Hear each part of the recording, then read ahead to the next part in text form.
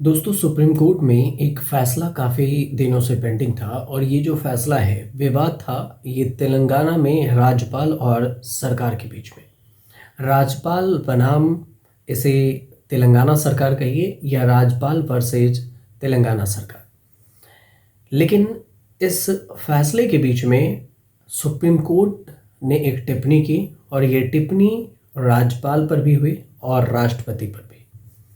बस टिप्पणी इतना था कि राज्यपाल और राष्ट्रपति इन दोनों के पास एक समय सीमा होनी चाहिए किसी भी फैसले या किसी भी फाइल को, कोई भी जो विधेयक हैं उस विधेयक को जल्द से जल्द पास करने की। अपने मन से आप कितनी भी दिन तक किसी भी फाइल को दबाकर नहीं रख सकते। अगर रख रहे हैं तो उसमें आपको कारण बताना होगा। सुप्रीम कोर्ट की तरफ से ये टिप्पणी की गई, विवाद हो गया। एनडीए की तरफ से, बीजेपी की तरफ से कई नेताओं का बयान ये आया कि सुप्रीम कोर्ट मनमाना कर रहा है और अपने आप को सबसे सुपर समझता है, राष्ट्रपति तक को आदेश देता है, जबकि दोनों का काम अलग अलग है। जुडिशरी में सुप्रीम कोर्ट राष्ट्रपति को ऑर्डर नहीं दे सकता। विवाद बचा, फैसले की घड़ी डेट पर डेट आगे बढ़ती गई, लेकिन अब इसी मामले पर जो फाइनल जो फैसला आया है उस फैसले में क्या कुछ आया है जो अपने ही टिप्पणी को सुप्रीम कोर्ट ने बदल दिया, अपने ही फैसले को सुप्रीम कोर्ट ने पलट दिया। तो ऐसा क्या किया सुप्रीम कोर्ट ने, आपको एक एक कर इस वीडियो में विस्तार से बताते हैं कि आखिर हुआ क्या। हुआ ये, जो फैसला पलटा तो ये भारत की chief justice CJI BR Gavai अभी रिटायर्ड होने वाले हैं और रिटायर्ड होने से पहले लगातार फैसला सुना रहे हैं। 5 सदस्यीय संविधान की पीठ हुई और पीठ के बैठक में सुनवाई हुई, जिसमें आर्टिकल 143 के तहत राष्ट्रपति के रेफरेंस पर अपनी राय रखी और इसमें कहा कि सुप्रीम कोर्ट की जो डबल बेंच का फैसला है वो संविधान में निर्धारित व्यवस्था के अनुरूप नहीं था। तो साफ हुआ कि सुप्रीम कोर्ट ने अपने ही फैसले को असंवैधानिक करार दे दिया। अब सुप्रीम कोर्ट ने साफ तौर से ये भी कहा है कि संवैधानिक अदालतें राष्ट्रपति और राज्यपाल के लिए विधेयकों पर निर्णय लेने की जो समय सीमा है वो तय नहीं कर सकती। तमिलनाडु जो मामले में 2 जजों की बेंच द्वारा एक ऐसा निर्देश दिया गया था और जिस निर्देश को असंवैधानिक करार दिया गया।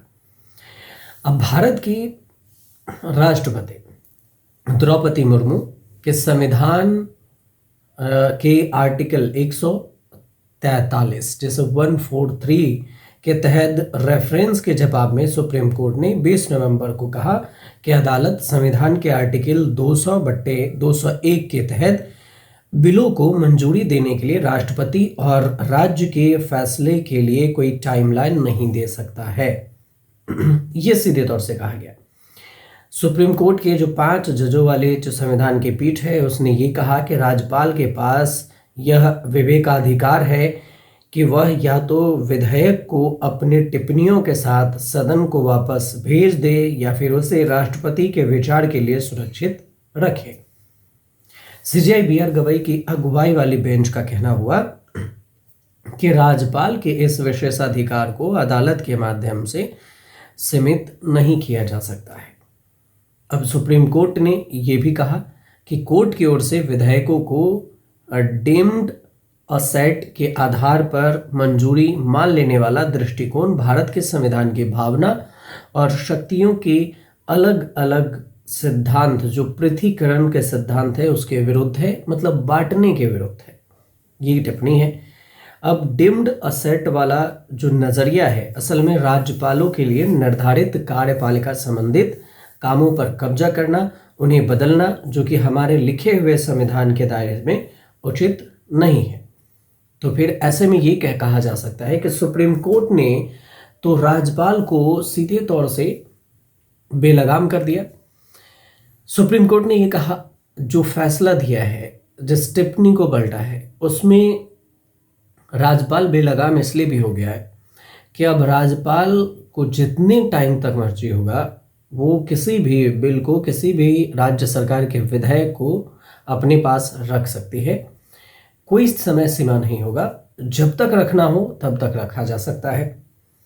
अब इसमें अनिश्चितकालीन तक ये भी कहा है कि विधायकों पर राज्यपाल अनिश्चित काल तक सहमति को रोके नहीं रख सकता। ये टिप्पणी दे दी है सुप्रीम कोर्ट का। ये जरूर कहना हुआ कि ऐसा नहीं है कि हमने आपको पावर दे दिया तो आप किसी भी फाइल या विधेयक को आप अपने हिसाब से रोक कर रखेंगे। सुप्रीम कोर्ट का जो कहना है कि भारत के सहकारी संघवाद में गवर्नरों को बिलों को लेकर विधायिका के साथ संवाद करनी चाहिए, रुकावट वाला रवैया नहीं अपनाना चाहिए। साथ में कहा कि अगर राज्यपालों की ओर से विधायकों पर फैसला लेने में बहुत ही ज़्यादा देर होती है या बिना वजह बताए इसे रोके रखा जाता है तो अदालत न्यायिक समीक्षा के लिए सीमित दखल दे सकती है। सीमित दखल शब्दों का जो इस्तेमाल किया गया है कि लिमिट दखल हो, मतलब कि एक लिमिट में अपनी पावर का इस्तेमाल होगा। राज्यपाल को इसमें यह निर्देश दिया जा सकता है कि वह एक निश्चित समय के अंदर उस फैसले पर विचार करे और फैसला ले। हालांकि इस दौरान विधायक की गुण दोष पर भी कोर्ट कोई विचार नहीं करेगा कि आखिर गुण क्या था, क्वालिटी क्या थी, कौन से फाइल थे, इस पर विचार नहीं करेगा। राष्ट्रपति ने आर्टिकल 143 के तहत मांगी जो राय थी वो राय मांगी थी राष्ट्रपति द्रौपदी मुर्मू ने। अब न्यायिक आदेशों से तय समय सीमा तय हो सकती है। अब राष्ट्रपति ने ये पूछा था कि बिना संविधान में तय सीमा और गवर्नर राष्ट्रपति के शक्तियों के इस्तेमाल के तरीके तय किए बिना क्या राज्यपालों राष्ट्रपति के न्यायिक आदेशों के माध्यम से समय सीमा तय की जा सकती है और इसके इस्तेमाल का तरीका तय किया जा सकता है। तो अनुच्छेद 142 के शक्तियों को लेकर भी सवाल उठाया गया था, जिसमें सुप्रीम कोर्ट द्वारा विशेष पावर, स्पेशल पावर के इस्तेमाल पर भी सवाल उठाया गया था। राष्ट्रपति के रेफरेंस है और जो रेफरेंस है उस पर संविधान पीठ में सुनवाई हुई। राष्ट्रपति के 14 सवालों वाले रेफरेंस पर चीफ जस्टिस BR गवई ने अगले जो चीफ जस्टिस बनने वाले हैं जस्टिस सूर्यकांत हैं, जस्टिस विक्रमनाथ हैं, जस्टिस PS नरसिम्हा हैं, जस्टिस S चांदोरकर के संविधान पीठ के बीच में सुनवाई हुई। 5 जजों की बेंच ने सुनवाई की और अदालत ने 10 दिनों तक मौखिक दलीलें सुनने के बाद 11 सितंबर को अपना फैसला सुरक्षित रखा था और यही 19 और 20 नवंबर को फैसला सुना दिया। अब इससे पहले जो सुप्रीम कोर्ट की जो जस्टिस JB पारदेवाला और जस्टिस R महादेवन ने तमिलनाडु के गवर्नर के पास जो पेंडिंग फाइलें हैं उसको लेकर 10 बिलों को बिना उनके औपचारिक स्वीकृति के ही डीम्ड असेट मान लिया था। और यही नहीं, बेंच ने राज्यपाल और फिर राष्ट्रपति के लिए विधानसभाओं से पारित बिलों को मंजूरी देने मना करने के लिए समय सीमा तय कर दी थी और इसी के बाद राष्ट्रपति ने सुप्रीम कोर्ट से राय मांगी थी और इसी राय के बाद विवाद हुआ था और अब सुप्रीम कोर्ट ने ये फैसला दे दिया। तो एक लाइन में ये दिया कि समय सीमा नहीं, लेकिन किसी भी बिल को रोक नहीं सकते राज्यपाल। अब इस बात से एक लाइन में और भी समझिए कि ये जीत किसकी हुई। विपक्ष जिस तरह से सवाल उठाता रहा तो क्या जो तमिलनाडु सरकार है, DMK है, स्टालिन है, उन्होंने सवाल उठाया था और सरकार के खिलाफ जो बिल थी वो रोक के रखा था राज्यपाल, तो कोर्ट में आया, सुप्रीम कोर्ट में। तो जीत किसकी हुई, सरकार की या फिर जो राज्यपाल हैं उनकी या राष्ट्रपति हैं उनकी। एक तरह से इस पॉइंट पर देखिए तो दोनों के पक्ष में 50-50 फासले आए और इसमें ये कह सकते हैं कि बेलगाम राज्यपाल जरूर हुआ। राज्यपाल के पास ये पावर जरूर दे दी गई कि समय सीमा हम तय नहीं कर रहे लेकिन आप बिल रोक कर नहीं रख सकते। कन्फ्यूज़न भी क्रिएट कर दिया गया और ये डीम्ड असेट के नाम से भी इसको छोड़ दिया गया। हालांकि जो फैसले आए हैं उस फैसले का जिक्र हमने आपको कर दिया और इसमें जो विपक्ष सवाल उठा रहे हैं कि आखिर राज्यपाल पर राष्ट्रपति कहना क्या चाहता है, इसको लेकर भी हमने आपको बताए हैं। और अगर इस पर कुछ होता है तो फिर जिस तरह से राज्यपाल के पास पेंडिंग पिछड़ा वर्ग आरक्षण विधायक हैं, तो इस पर तेलंगाना में जो कांग्रेस की सरकार है वो भी यहाँ पर जो रेवंत रेड्डी के सरकार है वो भी यहाँ पर सवाल उठाए हैं।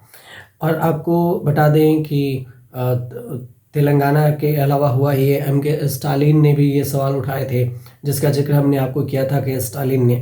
कांग्रेस के रेवंत रेड्डी ने भी ये सवाल उठाए थे तमिलनाडु में, जिसे स्टालिन वाला था, तो स्टालिन तमिलनाडु से हैं और रेवंत रेड्डी जो है वो तेलंगाना से है। तो इन्होंने सवाल उठाया कि आखिर इतने दिन तक फाइल पेंडिंग रहेंगी तो फिर हमारा आरक्षण वाला जो काम है वो कब होगा। तो इन सभी चीज़ों पर बातचीत हो रही है। फिलहाल ये जो जानकारी थी वो उसे हमने कोशिश की कि आपको समझाएं। आपको अगर सही लगे तो हमारे चैनल से जुड़िए, सब्सक्राइब कीजिए, शेयर कीजिए, कमेंट करके बताइए जरूर।